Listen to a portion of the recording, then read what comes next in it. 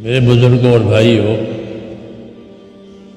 اللہ تعالیٰ نے اس امت میں بہت صلاحیت رکھی ہے۔ ایک ایک امتی صلاحیت کا مالک ہے۔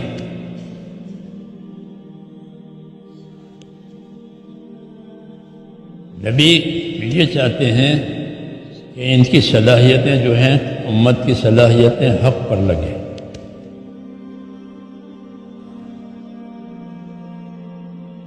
وہ اپنی زندگی کو کسی کا اعلی کار نہ بنائیں۔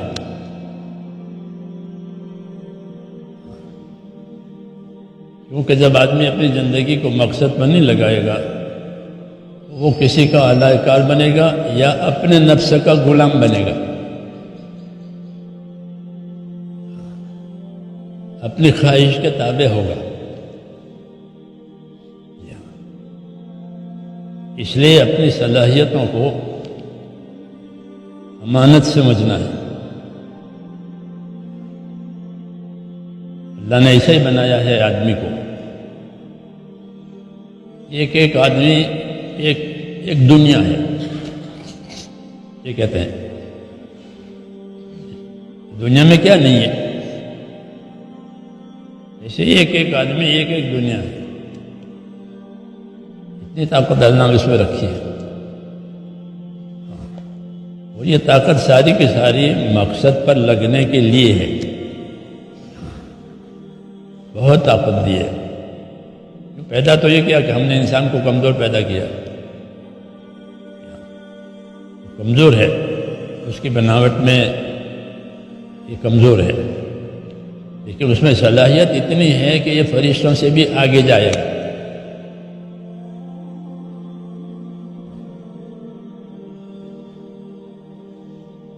مجھے یہ کہنا ہے کہ نبی کی نظر لوگوں کی صلاحیت پر ہوتی ہے،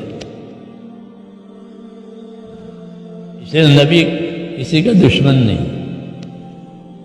وہ نبی سے لوگ دشمنی کریں گے، یہ ہے،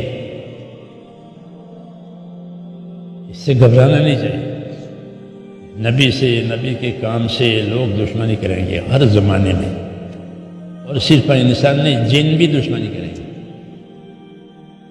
یہ ہے۔ وَكَذَلِكَ جَعَلْنَا لِكُلِّ نَبِيٍّ عَدُوًّا مِّنَ الْمُجْرِمِينَ۔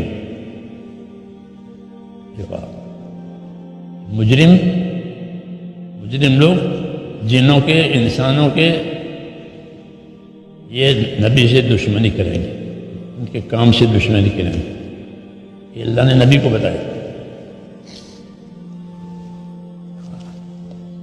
اس لیے دین کے کام سے مخالفت، دین کے کام میں رکاوٹ آنا یہ کوئی نئی بات نہیں ہے، چلی آ رہی ہے، چلی آ رہی ہے۔ بچپن میں حضور صلی اللہ علیہ وسلم تھے تب آپ کو لوگ قتل کرنے کا سوچ رہے تھے، کیونکہ ان کو معلوم تھا پہلی کتابوں سے کہ یہ بچہ ہے اگر یہ نبی بنے گا، یہ لکھا ہے۔ تو بچپن سے آپ کو مار ڈالنے پر لوگ پیترے رچتے تھے۔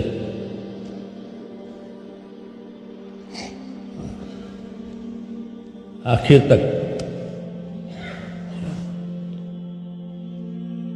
تک یہی رہا۔ آپ کو زہر دیا، آپ پر جادو کیا، اعلیٰ قسم کا زہر دیا تھا۔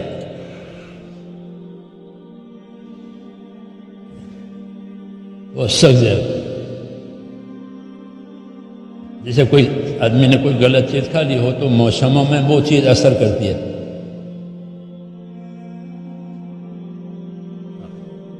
ایسے وہ زہر موسموں میں اثر کرتا تھا،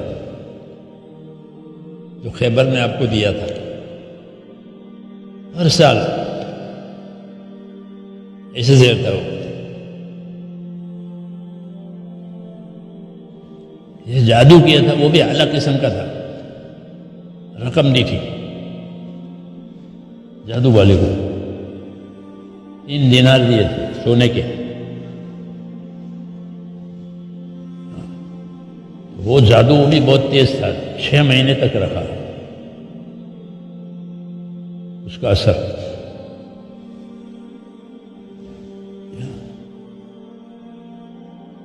پھر قرآن شریف کی آیتیں اتری، سورہ فلق، سورہ ناس، وہ پورا قصہ وہی سے آپ کو بتایا گیا کہ آپ پر جادو ہوا ہے، اور جادو کا سارا سامان فلاں کنویں میں ہے، دبایا ہے، اسے نکلواؤ۔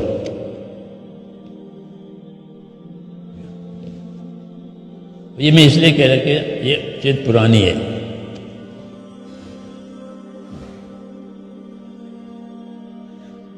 کہ حق کے ساتھ دشمنی کرنا، حق کو بدنام کرنا، حق کو بدنام کرنا، حالانکہ یہ دین حق ہے، سچا ہے، کتاب سچی، اللہ سچا، رسول سچا، سب سچا، پھر بھی کیچڑ اڑانا۔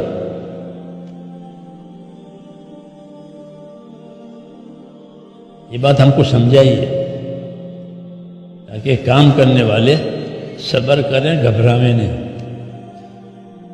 اپنا کام کرتے رہیں۔ کام ہی کام کا علاج ہے۔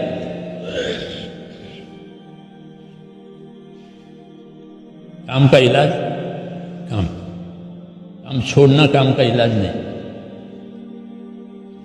کام ہی کام کا علاج ہے۔ کہ کام کریں گے تو علاج ہو جائے گا، کام کا علاج ہے۔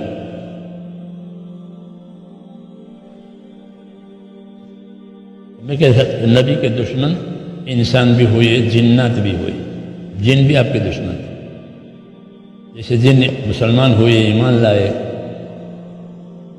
6 مرتبہ حضور صلی اللہ علیہ وسلم نے جنوں کا اجتماع کیا تھا۔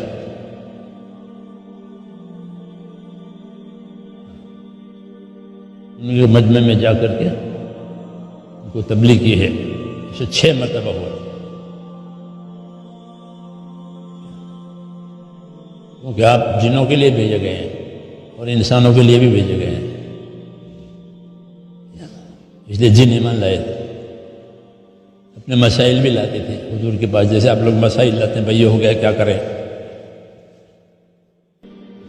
ہوتا ہے نا، اپنے بڑوں کے پاس مسائل لے جاتے ہیں، بھائی یہ مسئلے ہیں، اس کے بارے میں بتائیے ہم کیا کریں، وہ بھی لاتے تھے۔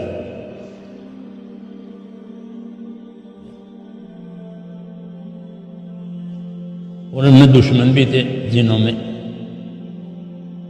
دشمنی کرنے والے۔ یہ کوئی نئی بات نہیں ہے۔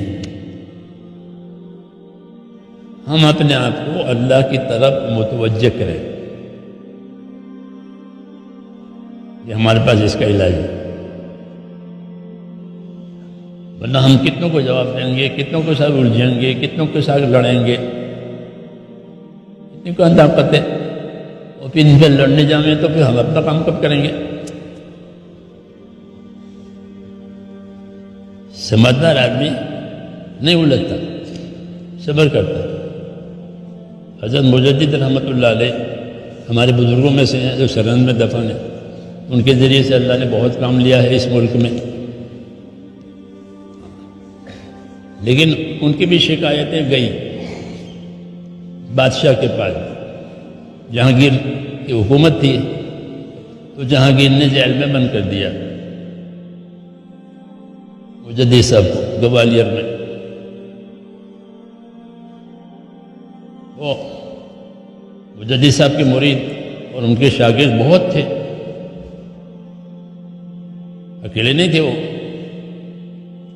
شاگردوں نے، مریدوں نے کہا کہ ظلم ہو گیا کہ آپ کو بند کر دیا، ہم بادشاہ کو قتل کریں گے۔ جوش ہوتا ہے نا، وہ کیا سمجھتا ہے اس کے باپ کا ملک ہے، یہ ہمارے زمانے میں ہم جہانگیر کو قتل کریں گے، اس نے کیا سمجھ لیا؟ تو حضرت مجدد صاحب نے فرمایا کہ اس کو قتل مت کرو۔ کیوں کہ جب تم اس کو قتل کرو گے تو ملک میں فتنہ ہوگا، کیونکہ اس کے بھی حامی ہیں، بادشاہ کے بھی حامی ہے، جی تم میرے حامی ہو، میری حمایت ان کی بھی حمایت ہی ہے، تو پھر فتنہ ہوگا، تو ہم کو فتنہ کی آگ بجھانی پڑے گی، اپنا کام نہیں کر سکیں گے۔ یہ مجھے اپنا کام کرنے دو، یہ حکمت کی بات ہے کہ پھر آگ لگے تو پھر آگ بجھانی پڑے گی، یہ کام کا ہوگا۔ اس لیے کہا کہ اس کو تو محل میں رہنے دو، جہانگیر کو مجھے جیل میں رہنے دو۔ دیکھو اللہ کیا کرتے ہیں، اور تم اس کو مار ڈالو گے تو کہ تم میرے حمایتی اس کی حمایتی لڑیں گے تو نتیجہ ہوگا کہ آگ لگے گی، تو پھر مجھے آگ بجھانی پڑے گی، میں اپنا کام کروں گا۔